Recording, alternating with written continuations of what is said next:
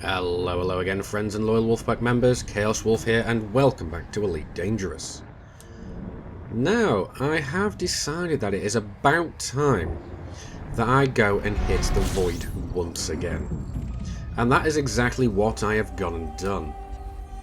You can see here, this is me chronicling my first leg of my exploration trip. I have set out earlier today, earlier today than when I am recording this, and my first port of call, as you can see, is the Maya system in the Pleiades Nebula.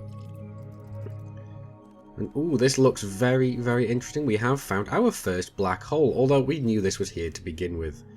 We are now going to go and have a look at Obsidian Orbital after we go and have a look at the black hole. And just look at this. It's run by the Anthill mob.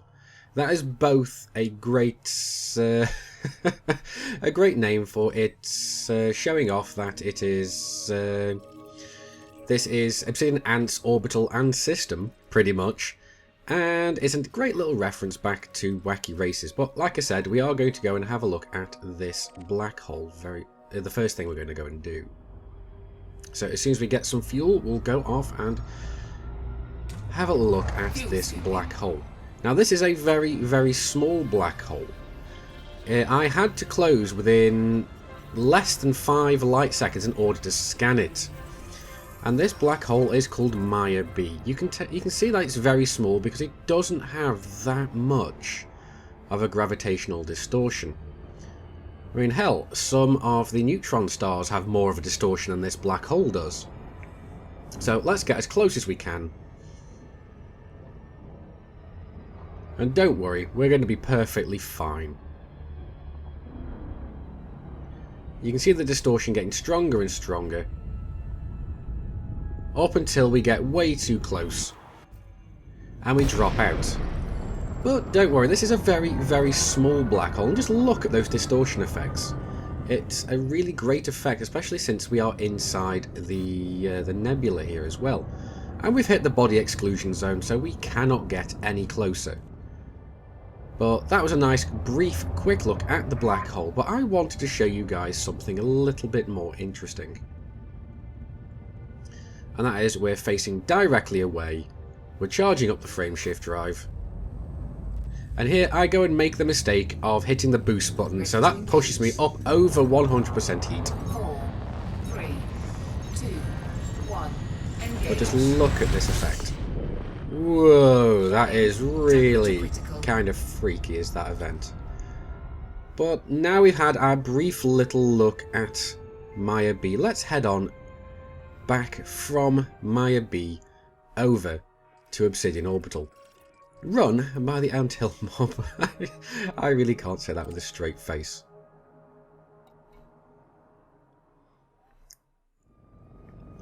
And here we are, Obsidian Orbital, the newest of the orbital stations, and it is the first, if I am correct, first orbital in a nebula.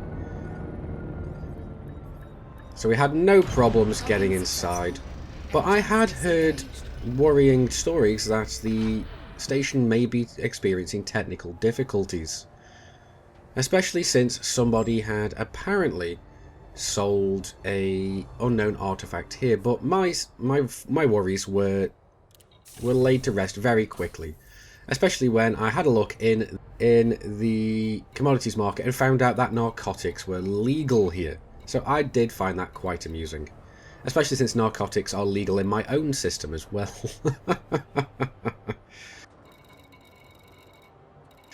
But having a look around in the bulletin board as well, they have a good amount of missions, and they have some for basically donating money to the system. Now, I completely forgot at this point that the Anthill mob was the controlling faction, and just looking around, I see a lot more for the Pioneers Cooperative, and I do like the name of that.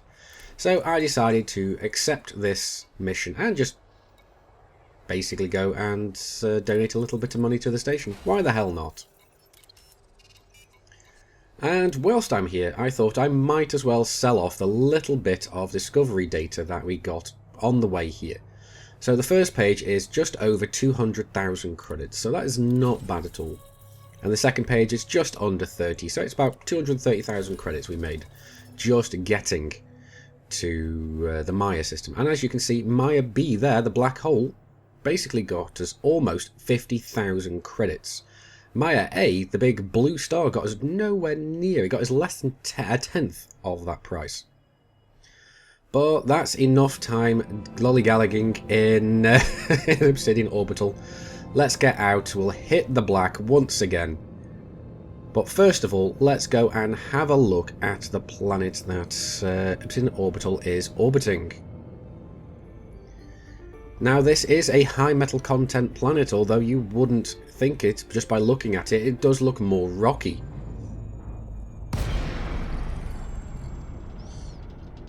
But as you can see, it does look like it may be covered in a thick white dust.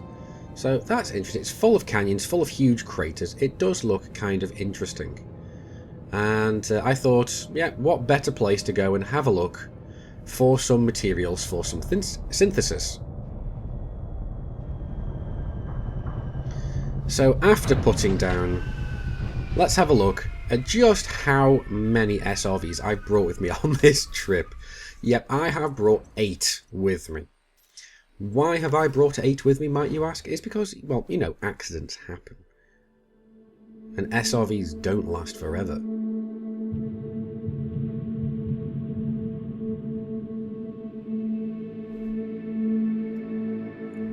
And whilst we were out looking around for synthesis materials, we found some rather interesting items. Ooh, what is this? We found ourselves a sentry. Now this isn't really all that surprising, considering we're right next to one of the stations furthest from civilized space, but it was a crashed nav beacon, and we did manage to ninja the data without having to piss off the drone. So let's have a look at the transactions tab. It's given us just over 5,000 credits for an Empire. It's a bounty, so to speak. But not far from the crashed nav beacon, we did actually manage to find a little base, which turned out to be a fairly large mining operation. Now, we could quite have happily gone and destroyed all these canisters and killed the drones and the guns and taken all this, but I decided against it because this is Obsidian Ant's system, and I didn't want to be I didn't want to be on the bad side of him. So we recalled our ship and decided to get the hell off of this planet. So I think it's about time that we got into the black again proper.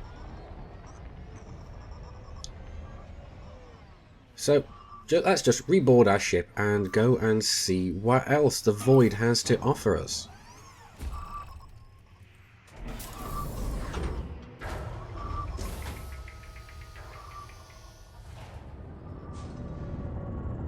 So we are now leaving the Maya system. It was a nice little visit while it lasted, but let's get the hell out of here and let's go and see what else the verse has to offer.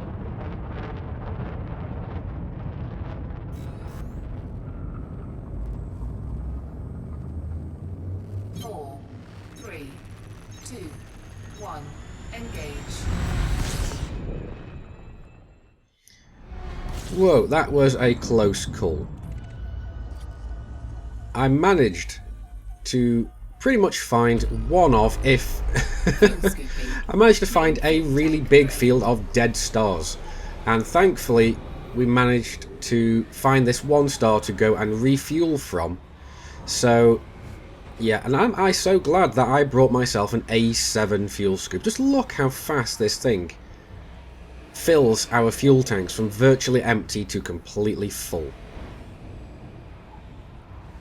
Warning, temperature critical. In one pass we managed to scoop about 30 tons of fuel. That is amazing. And anyway, later on we find more discoveries.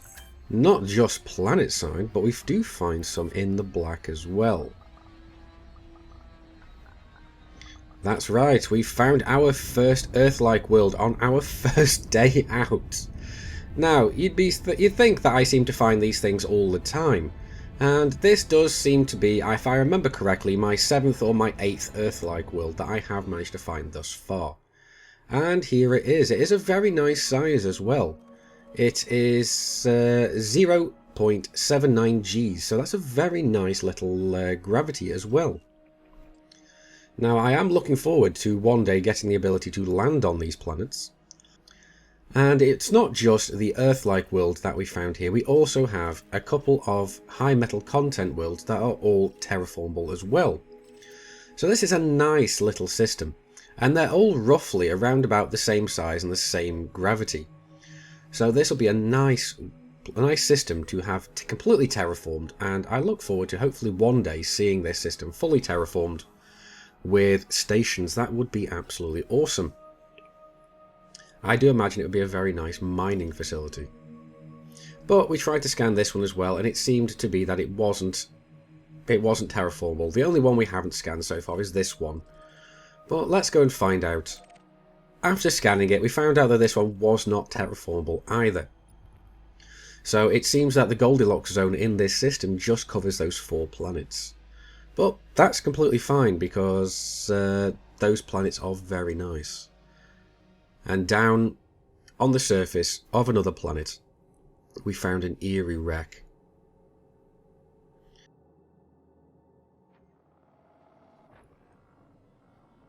Where this wreck came from, I do not know. But we did manage to salvage from its carcass a new material. We managed to find ourselves some zinc.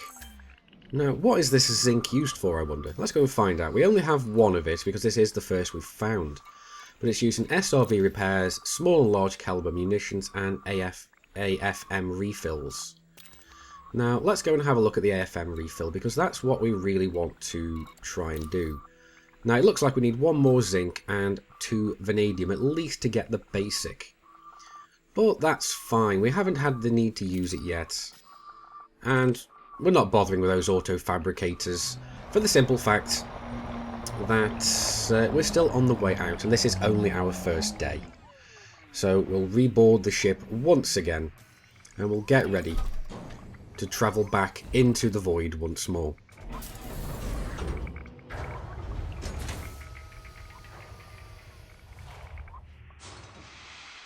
So we're back in the cockpit of the Anaconda, or my Exploraconda as I like to call it. And you may notice that I'm already down to 80% hull. Yes, I made a bit of a fail of a judgment call. I decided to try and land on a 2.5 G world, thinking that I would be able to land on it fairly easily. Turned out I took my shields down, hitting it a little bit harder than expected, and took out 20% of my hull. But that's fine. So let's get back into the black and see what we have on the next leg of this journey. I've been Commander Chaos Wolf, you've been Epic, I will see you soon, and until then, keep flying and stay shiny. 4, 3, 2, 1, engage.